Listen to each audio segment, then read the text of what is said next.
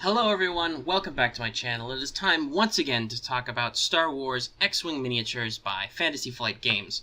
So, interestingly enough, Force Friday has come and gone, and there has been no additional announcement for Wave 12 of X-Wing. This is kind of interesting because, well, one, for the past 2 years that there have been new Star Wars films, there has been a tie-in to the current wave, and we still have 3 unidentified product SKUs. There's still 3 numbers that haven't been used with Wave 12 announced. Alright? And then we have the distinct issue of the fact that it's, Force Friday. There should have been some tie-ins. That's a little confusing. We've got blank numbers, we've got precedent with the previous 2 films. It's a little interesting. But that's not necessarily what I'm here to talk about tonight. Because, well, we don't know. There are all kinds of reasons why things might get delayed. Maybe they are actually going to do an entire movie wave at the end. Who knows? That'd be kind of interesting, I think, especially with the fact that there's no obvious Scum contender.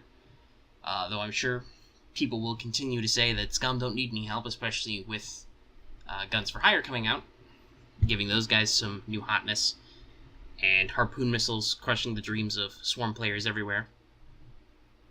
Though they will certainly work against some other things, but that is, once again, a different discussion. In fact, we already had the Harpoon Missiles video. The video had almost nothing to talk about except Harpoon Missiles. So instead I want to do a more theory crafting kind of episode. These ones don't always do as well, but I think, it's good to ask questions, it's good to think about things. And I want to ask people and, compose my own opinions on what do people want out of ships based on The Last Jedi, right? We've had a lot of theories, a lot of ideas of what's coming for a long time now. There's decent thought that there's going to be a Resistance A-Wing. There are new A-Wings shown multiple times in the trailers. They have slightly different coloration and patterning, so they might be enough to do a new sculpt. That's a little hesitant for me. I'm not so sure on that part. But so long as there's an actual justification, these are actually, new A-Wings. There could actually be new A-Wings. There's also the very confirmed TIE silencer, TIE/VN. We had a whole video about this when this was unveiled openly. And that's a big thing, I think, that people are going to think about.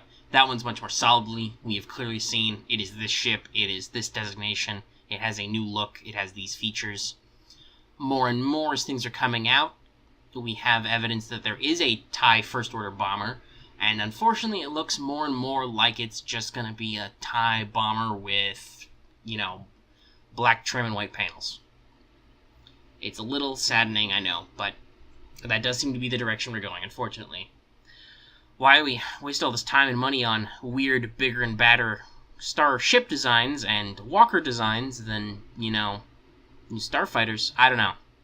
I think it means that somebody in the development team, possibly in the directorial chair, does not appreciate starfighters enough.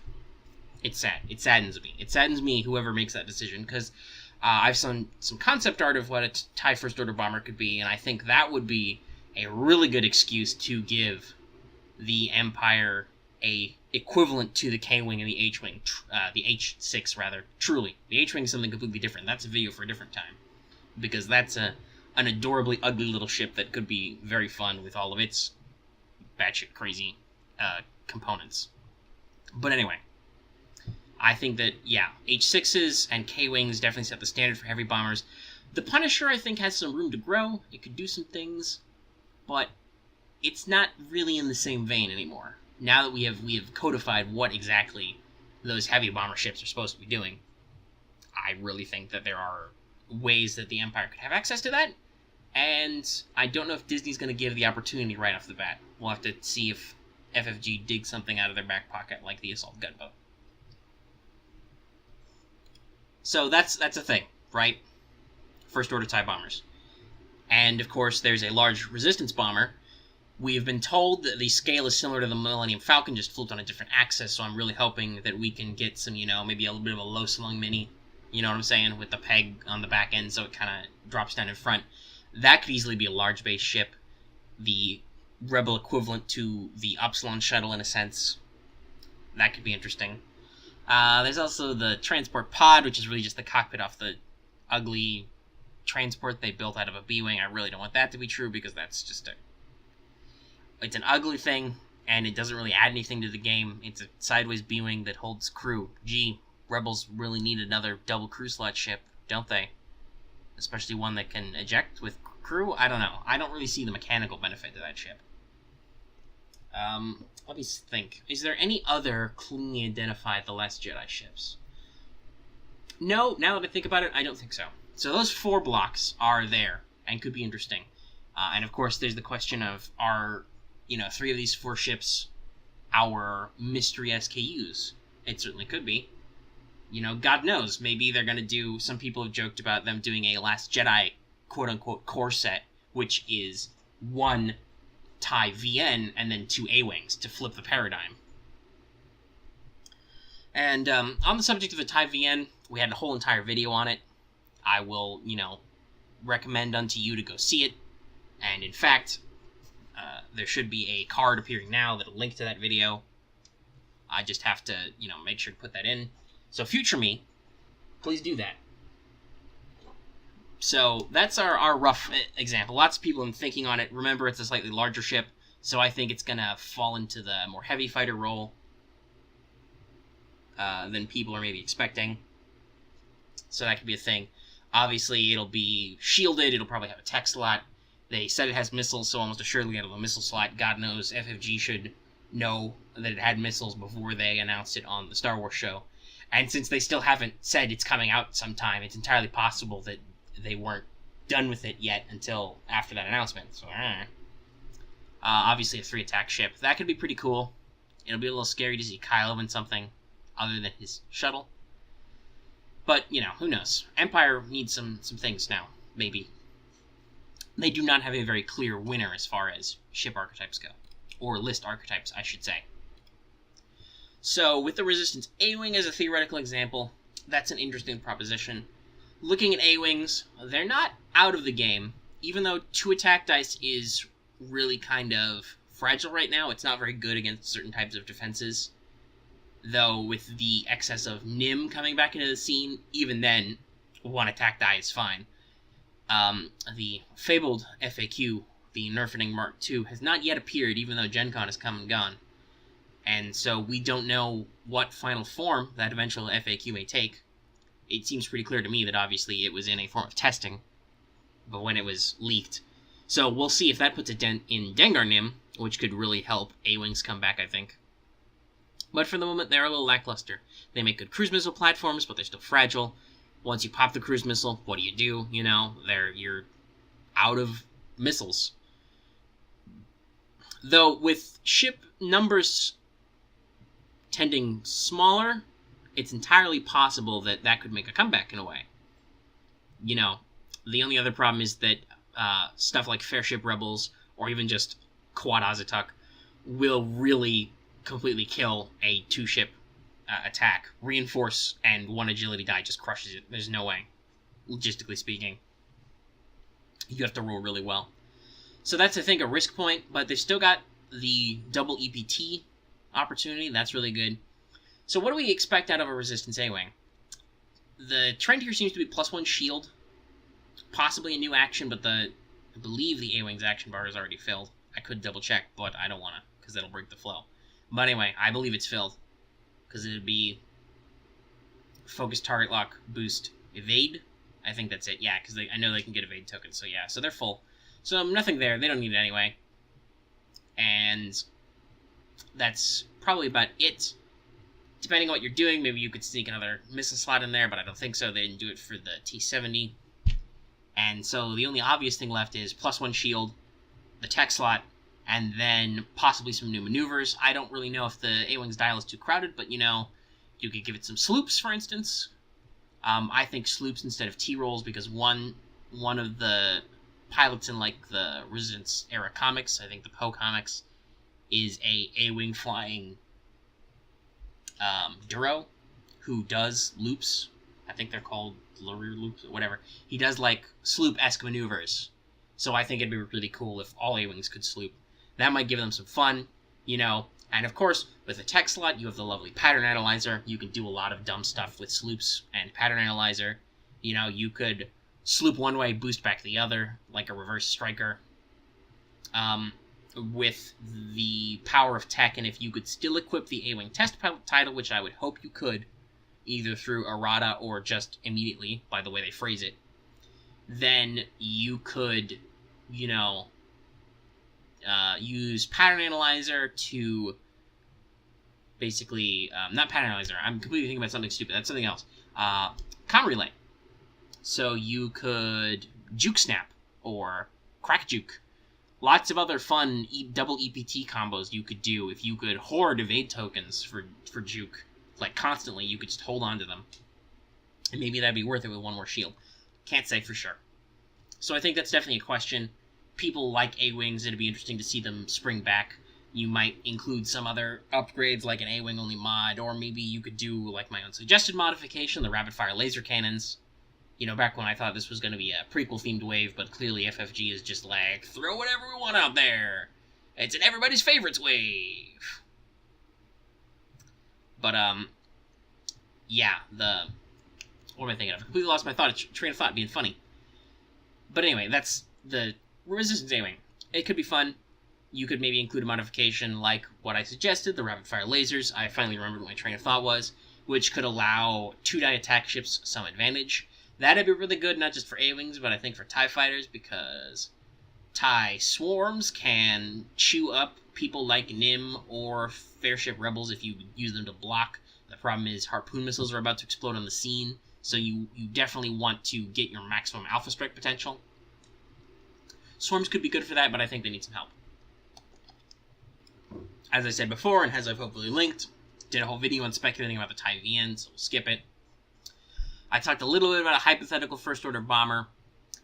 What I think would be interesting is, again, with Pattern Analyzer, and if you follow the trend in that case, you know, you give them a shield, you give them some new maneuvers, so you give the TIE bomber some saloops. You could pull off what was previously a scum-only move of sloop and poop. Basically, you do a red sloop, you Pattern Analyzer, so you can execute your action before stress is checked. So you could dump an action bomb right in somebody's face, facing the other way, and then take your stress. That gives you a lot of flexibility. Jump Masters do that, do poop and sloop with raid cargo chutes, and also can now do it with bombs, thanks to Cad Bane. I know, some people are probably not happy about that, but whatever, you know, it's all whatever. It ultimately, I think, will shake out. The question is just, when will it shake out, and how long will people go, oh my god, this sucks, this is the worst thing ever, why does this exist, before they think, how can I beat this? That is a subject for a different time, is staying positive and thinking, what can I do that could hurt this, rather than just, oh my god, this is the worst thing ever. Because there's a lot of ways. Almost every bad card that's come out, I think, other than just the kludge in general of the Jump Master, because there were obviously some oversights there in its design philosophy. Everything that has come out that people are like, oh my god, this is terrible, this is a negative play experience, whatever, there are counters against. Some of them even have hard counters. For instance, you know, Kylo Ren Determination. Whatever his ability is completely fuckled by Determination, okay? But anyway. That I think would be good. I don't really know if Imperial players want more shields on their TIE bombers. One shield doesn't really help. It pushes you from 5 HP to 6, but it could offer a little bit of crit protection. And obviously, if it's compatible with TIE Shuttle title, it might make a slightly better crew carrier in that regard. I know TIE Shuttle did just come out to give regular TIE bombers some more life as Imperial's cheap crew carriers. But at the same time, can you really go wrong, Empire, with new crew carriers? Also, if it's TIE Shuttle compatible, theoretically they could release more crew cards, and I know that's something that you guys are always complaining about, Empire. Why don't we have enough unique crew cards? Blah, blah, blah. And then people immediately turn around and complain about, why does Empire have so many shuttles? Blah, blah, blah. It's a thing I don't really get. It's, you know, I know it's different people making that complaint usually, but it's like, as a faction, guys, you need to just come together, you need to agree. Either you need more unique crew, or you need less shuttles, because guess what? This is still a Star Wars game. What do you want from them? Okay? There's only so much they can do. Alright? It still has to be Star Wars. They can't just make stuff up. They've got too much stuff in the backlog. But that could be interesting. Pilot abilities obviously could be useful. I would need to check, and actually this time I will go ahead and I will do the research. I will look up what the TIE Bomber's current upgrade bar is, because that would heavily influence. So let's look at a TIE Bomber pilot. And I do, again, just at core, +1 shield, and then add a sloop. You know, could be good. So let's see. Let me actually look at somebody with an EPT really quick. Major Rhymer. So I think that's only room for one more upgrade icon on the bar.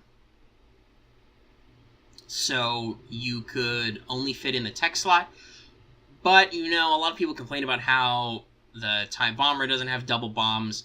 If, for instance, they wanted to make a cheaper Imperial carrier for the bomblet generator, then maybe you could do a TIE Bomber, a first-order TIE Bomber, and you could drop one of the torp slots, because you don't want to drop the double missile. That's important, okay? That's important because it's for the unguided rockets, which is otherwise an Imperial-only upgrade. So if you do that, then that could be very interesting if you had double bombs, double missiles, a single torpedo, an EPT on the higher level pilots, and a tech slot. And that's something I leave to you. I haven't played TIE Bombers personally.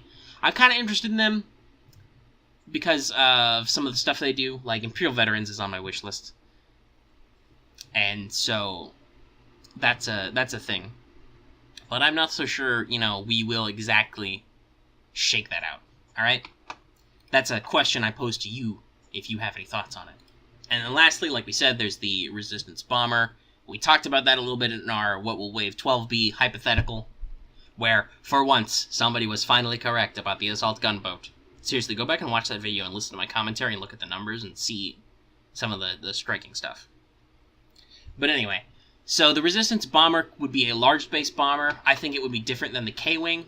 Obviously, it should probably have double bomb slots. It might have double torpedo slots, or at least one torpedo. I can't be sure if it should have a turret slot, or if it just should have the rear firing arc. That could be interesting. We know, because we know it has at least one tail gun. That could be interesting. God forbid FFG wants to make firing arcs and other stuff more weird. They could give it a rear arc and a turret slot. Just fuck everybody's shit up. I don't think we want that, really. It should probably have at least one crew slot, maybe more. So it can take tail gunner, theoretically. Or it can take other support crew. And just in general, it should be a bloody great fortress of points. And now, of course, that I think about it, I just had a dumb thought in my head. Literally, this is off the cuff. I just imagined, what if a ship had both a 180-degree arc and then also had a rear firing arc? Either directly so that it only had tiny slivers, or it directly had a literal 360 arc. But only certain primary arcs. So basically it had a full primary arc front, and then it had auxiliary arcs in the remaining 3/4 of the thing. That would be really weird and new and fresh, and probably cause some unprecedented problems. But, you know, so a lot of stuff says primary arc only, not including auxiliary arc. So, hey, that could be funny at least. It would be like a turret, but without being a turret. And then it could get away with being like 2 attack, because otherwise 2 attack ships have problems. So that's really all I got right now. Just, you know, some off-the-cuff stuff, some ideas about general trends with newer era ships. Oh, that actually should remind me that, obviously, a Resistance Bomber should probably have at least one tech slot. I'd say it should merit the double tech slot so that Rebels can do that too, because Empire can do that right now with the Upsilon, and maybe something that big could have a system slot. System slots are very important. So that's kind of what I got here, just rounding out, you know, our hypothetical situation with the Last Jedi ships. I hope they are announced soon, not just because I would love to see them. I mean, I actually kind of like the TIE VN design, and I keep calling it the TIE VN because TIE Silencer is really stupid, but that's okay. The Last Jedi is from the 90s or something, I guess. That's how edgy it is. Everything's bigger and more guns. Woo.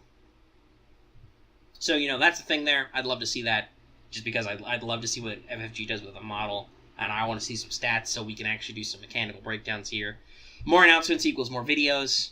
Obviously, I'm ready for more Wave 12 previews, you know, that kind of stuff. There was a new Rebels trailer, which showed off partisan patterned U-Wings. So hey, if we get a U-Wing Aces box, that'd be great. And unfortunately, the U-Wing doesn't need it. As much as I love that ship, it is just too average. Really, it is. Just too average. It needs some killer app crew. Give us... what's his face? Forrest Whitaker. Saw. Give us a Saw Gerrera crew. Make him do something cool and stupid. Something suicidal.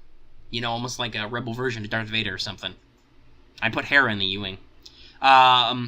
The Rebels trailer also shows X-Wings and Rebels for once, so God forbid, there's your dream pair. You can get a different colored X-Wing, and you can get a different colored U-Wing in a pack. There's a double pack right there. I know people want Y-Wings and E-Wings, but you never know with FFG. Maybe they want to hit stuff that's never necessarily been released in an Aces pack before. I shrugged. There's also some sweet repaints of TIE Defenders. I don't think they're going to re-release TIE Defenders, but there's definitely a nice look to them with some sweet orange, not orange, yellow stripes on them. Maybe. Oh, and if you do a U-Wing re-release FFG, also put the Rebel version of Agent Kallus in there. That could also be fun for us. So, that's the video, for the most part. You know the usual spiel.